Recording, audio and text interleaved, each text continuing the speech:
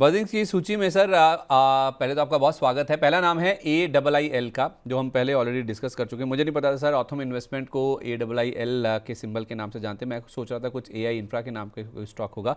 खैर, ये बताना जरूरी है कि आज इस स्टॉक में इतना मोमेंटम क्यों बना है। कंपनी ने जो बोनस इशू की घोषणा की थी ना, उसके लिए इनको सारी जो औपचारिक मंजूरियां हैं ना, वो मिल चुकी हैं। 5 से 7 जनवरी के बीच में NSE BSE यानी कि दोनों एक्सचेंजेस से भी इनको एक जो इन प्रिंसिपल अप्रूवल है वो आ चुका है। शेयरधारकों ने 31 दिसंबर को ही बोनस इशू को अप्रूव कर दिया था।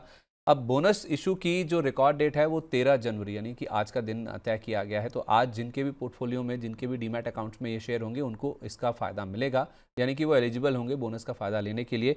और 1:4 का बोनस था, यानी कि हर एक शेयर पर 4 शेयर बोनस के रूप में ये कंपनी की ओर से दिए जाएंगे। तो उसी का जो उत्साह है ना, वो स्टॉक में आज देखने को मिला। सर, हम ऑलरेडी इसकी बात कर चुके हैं, लेकिन फिर भी ये जो बोनस वाला उत्साह है स्टॉक में, और कितना लंबा एक्सटेंड हो सकता है? बढ़िया चार्ट पैटर्न है। ब्रेकआउट, उसके बाद रिटेसमेंट, अगेन रिटेसमेंट के ऊपर का कंफर्मेशन वाला ब्रेकआउट। 725 750 इजीली आपको मिलेंगे। 750 तो इजीली मिल जाएगा करेंट जोन से। तो जिनके पास अगर पोजीशन है, आप बने रहिए। अगर किसी को फ्रेश पोजीशन लेना है, आप फ्रेश बाई भी करने का सलाह रहेगा। इजीली 750 के आसपास आपको मिलेंगे। मुझे लगता है कि 750 के आसपास और एक बार आपको रिव्यू करना चाहिए। स्टॉप लॉस थोड़ा बहुत आप 610 के आसपास, जैसे कि मैंने आपको प्रीवियस में भी बताया कि 610 के आसपास का एक स्टॉप लॉस। किसी ने पूछा भी था कि 630 पे स्टॉप लॉस मेंटेन किया समथिंग। तो 610 में स्टॉप लॉस मेंटेन कीजिए, लॉन्ग कीजिए। 750 आने में और एक बार रिव्यू कीजिए। ठीक है, ओके। दूसरा नाम जो है ना सर, वो है IFCI का। IFCI में आज नहीं बल्कि पिछले 2 दिन से हम देख रहे हैं कि मूव काफ़ी स्विफ्ट देखने को मिला। 2 दिन में शेयर करीब 20% के आसपास का आप मूव आ चुका है इसमें। और पूरा जो तेज़ी का कारण है ना सर, वो है NSE का IPO, जिसकी NOC मिलने की बड़ी संभावना है। सेबी चीफ ने हाल ही में बोला है कि इनको NOC मिल सकती है, और शायद ये इस महीने के एंड तक ही होता हुआ नज़र आ जाए। तो NSE का IPO अगर आएगा तो वैल्यू अनलॉकिंग अगर होगी तो जिन जिन के पास स्टेक है उनको फ़ायदा होगा। अब IFCI के पास स्टेक नहीं है, तो फिर आप कहेंगे कि क्यों चल रहा है? चल इसलिए रहा है क्योंकि इनकी सब्सिडरी है SHCIL, जिसे हम stock holding corporation of India के नाम से जानते हैं। उनके पास 4.4% स्टेक है NSE का।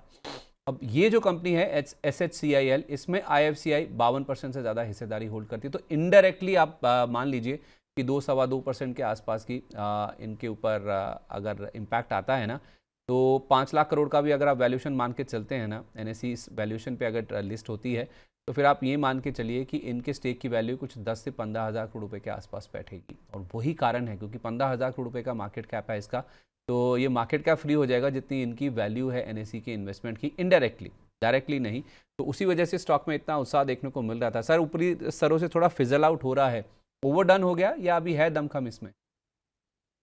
सर, एक स्टोरी शेयर करना चाहूंगा आपसे। इस प्लीज स्टॉक को प्लीज। ना मैंने बाय किया था 2016-17 के आसपास। हम्म। 2016-17 उस टाइम पे, और उस टाइम पे भी सेम स्टोरी था।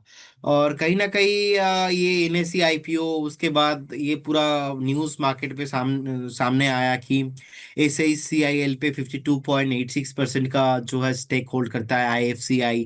और NSE का IPO आने वाला है। जब भी NSE का IPO के बारे में कुछ भी हलचल होता है, तो कहीं ना कहीं IFCI में मोमेंटम आ जाता है। तो लास्ट अगर हम 10 साल 5 साल में देखेंगे, मोर देन 100 टाइम्स, 100 उससे ज्यादा भी, जितना बार न्यूज आया है। और IFCI चलने का रीजन 80% ऑफ द टाइम यही होता है। लेकिन ओवरऑल अगर हम चार्ट को देखेंगे कि टेक्निकल क्या कह रहा है, टेक्निकल सर हमने देखा इससे पहले भी ऑलमोस्ट बढ़िया सा जो सपोर्ट लिया था 3940 के आसपास। उसके बाद हमने देखा रिसेंटली 74 तक गया है। रिसेंटली एक 46 से पुल बैक दिखाई दे रहा है। और जिस तरीके का मूव है शॉर्ट टाइम में कंप्लीट हो चुका है 59 के अराउंड, जो कि आज भी 59.60 के आसपास का हाई लगा है। अगर 60 के ऊपर सस्टेन करता है, अगेन आपको 72 73 तक मिलेंगे। ये बस एक न्यूज के वजह से थोड़ा बहुत 2-4 दिन 5 दिन का डेड कैट बाउंस मान लीजिए। लेकिन एज ए वैल्यू इन्वेस्टर्स मुझे लगता है कि अभी भी वो टाइम नहीं आया है कि आप IFCI में रिलैक्स होके यहाँ पे आप इन्वेस्टमेंट कर सकते हो। वैसा व्यू अभी तक नहीं आया है। ये स्टॉक बहुत वॉलेटाइल होता है, और 2 दिन का मूवमेंट। सो कहीं ना कहीं मेरे को लगता है कि एक बार ना, अगर हम देखेंगे तो थोड़ा बहुत यहाँ पे हमें अलर्ट रहना चाहिए। स्ट्रिक्टली स्टॉप लॉस हमें 48 के आसपास का मेंटेन करना है। अगर किसी के पास करेंट जोन से है, और बाकी अगर आपने 2 दिन के 1 दिन के लिए व्यू से ही लिया था तो एक बार प्रॉफिट बुक करने का भी सलाह रहेगा, लेकिन मेरे तरफ से ये रिकमेंडेशन नहीं रहेगा। ये जो मैं टारगेट आपको दे रहा हूँ वो अबव ना 60 क्रॉस होने के बाद ये पॉसिबल होगा। मतलब कंडीशनल कॉल है, 60 रुपये के ऊपर ही आपको 73 रुपये की तैयारी करनी चाहिए, तो कंडीशनली आप व्यू रखिए इसमें। और ऑथम इन्वेस्टमेंट में तो ऊपर में बड़े टारगेट्स की बात की गई है जो हमने अभी डिस्कस किया है।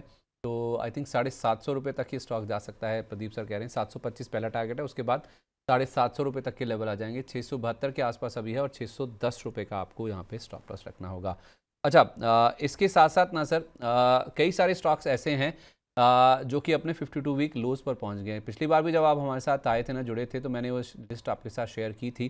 तो भले ही आप कहेंगे कि बाज़ार हाई लेवल से उतना नहीं टूटा है, जो 26,325 का हमारा रिकॉर्ड हाई लेवल था उससे हम नीचे ज़्यादा नहीं आए हैं, लेकिन मिड कैप स्मॉल कैप में और कुछ ऐसे दिग्गज स्टॉक्स भी हैं सर जो कि काफ़ी ज़्यादा पिट चुके हैं। उसमें कुछ बड़े नाम भी हैं जिसमें डिक्सन टेक है, गोदरेज प्रॉपर्टीज़ है, वर्लपूल है, आईटीसी। आईटीसी तो पिछले बार भी हमने डिस्कस जब किया था 337 का सर इसने लो टच किया था उस समय, और वहाँ से स्टॉक थोड़ा रिकवर हुआ, वापस देखिए 333 रुपये 80 पैसे का इसने लो टच किया। तो बाटा भी है, आईटीसी है, वर्लपूल है, गोदरेज प्रॉपर्टीज़ है, डिक्सन टेक है। तो 5 तो बड़े नाम हैं सर इस लिस्ट में जो कि अपने 52 हफ्ते के निचले स्तर पर या फिर अपने ऑल टाइम हाई पर, ऑल टाइम लो पर पहुँचते हुए नज़र आ रहे हैं। इन शेयरों में सर कोई ऐसा स्टॉक जो कि बहुत ही बढ़िया पेडिग्री है, बहुत ही बढ़िया फंडामेंटल्स हैं, किसी कारणवश या किसी न्यूज़ फ्लो के चलते ये पिटे हुए हैं, जैसे ही मौका मिलेगा दौड़ेंगे, एकदम दौड़ लगाएंगे, ये कोई स्टॉक ऐसा जिसको आप पकड़ेंगे? देखिए ऐसा करेंट जोन से ना मुझे ओनली फॉर एक बार ना आईटीसी में भी अच्छा लगता है, डिक्सन टेक भी अच्छा लगता है। आईटीसी अभी 340 334 के आसपास है, लेकिन ऐसे 52 किलो में नहीं लेना है। ये आपसे पुल बैक बेस कंफर्मेशन होगा तब। तो आईटीसी में मैं व्यू मेरा पॉजिटिव है, लेकिन व्यू यहाँ से बाय करने का नहीं है, क्योंकि लास्ट दिन भी बात हुआ था हमारा 347 350 के अराउंड था, और इजीली मैं आपको बोल रहा था कि 325 से 335 एक बार एक रेंज है, इस रेंज तक आ सकता है, लेकिन फ्रेश बाय तो अभी नहीं करेंगे।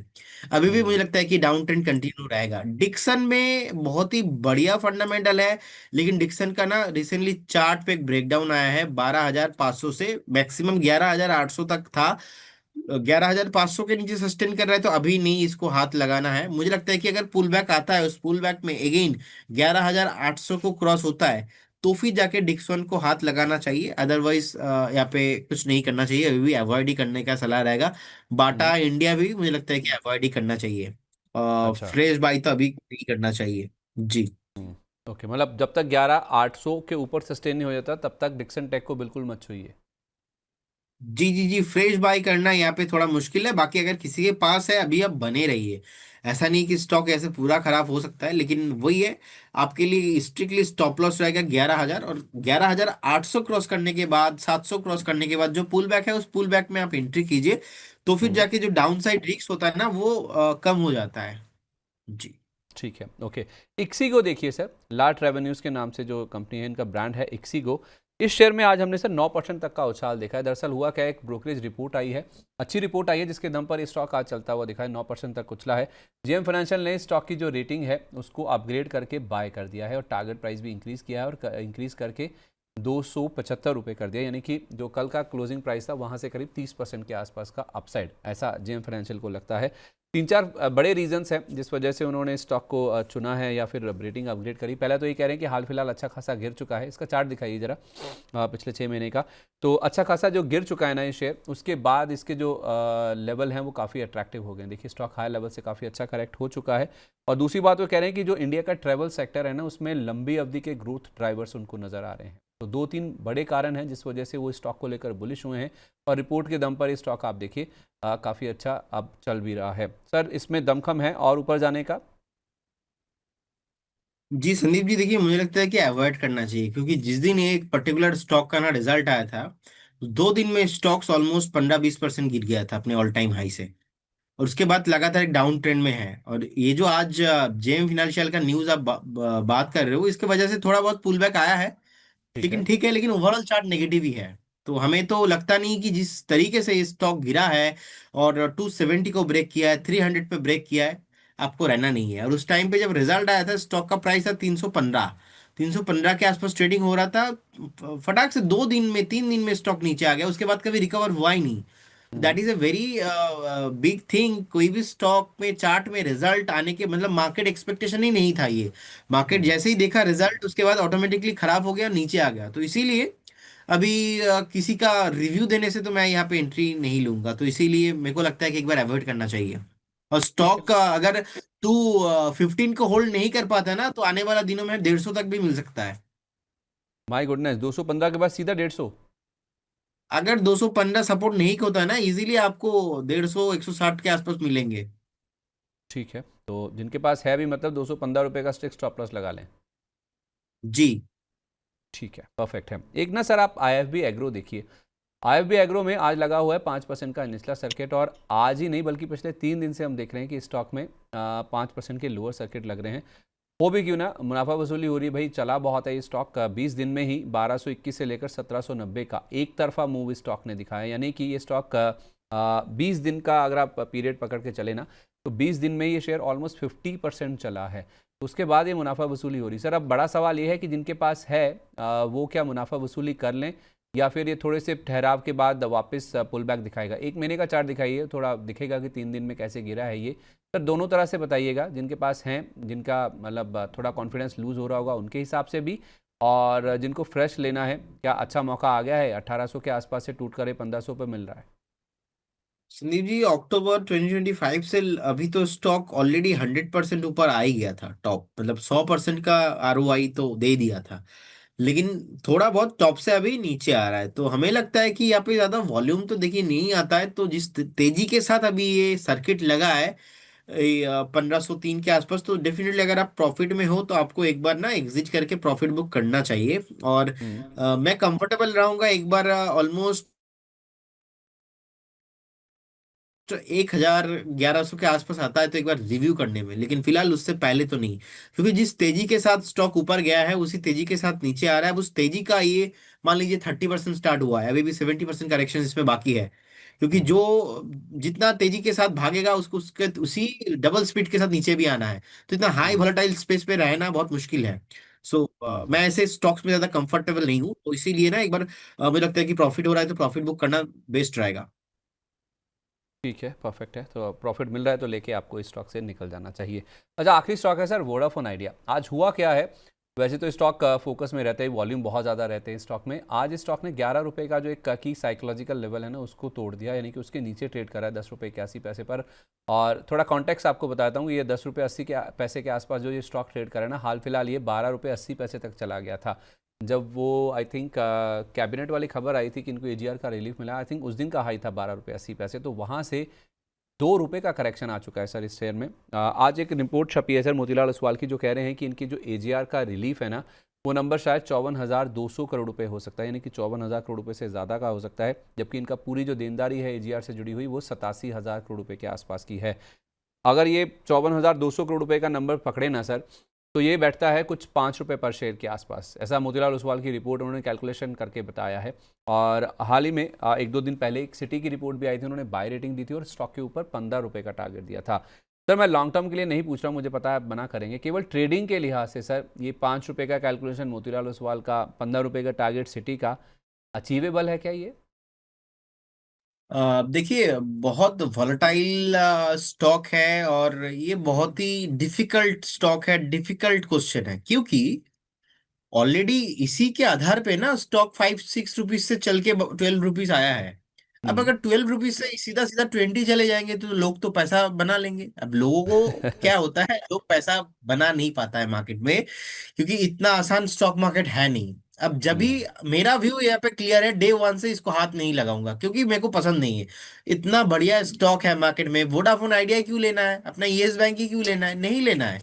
सो कहीं ना कहीं 10.79 के आसपास का जो भी प्राइस है संदीप जी, क्लियर कट, अगर 11 रुपीज के ऊपर सस्टेन नहीं होता है 1 से 2 दिन 3 दिन में, अगेन स्टॉक आपको 8 रुपीज एंड 9 रुपीज उसके नीचे भी आते हुए एक बार दिखाई दे सकता है। अगर 11 के ऊपर कंडीशन है, अगर 11 के ऊपर अगेन फिर से सस्टेन नहीं होता है तो। अब इसीलिए जब हमने लास्ट वीक की, तो उससे पहले भी जब भी मैं डिस्कशन करता था, मैं ऑलवेज बता था कि मैक्सिमम आपको 11 पे स्टॉप लॉस मेंटेन कीजिए, ज्यादा से ज्यादा 10.50 में स्टॉप लॉस मेंटेन कीजिए, क्योंकि लोग भर भर के क्वांटिटी ले लेता है।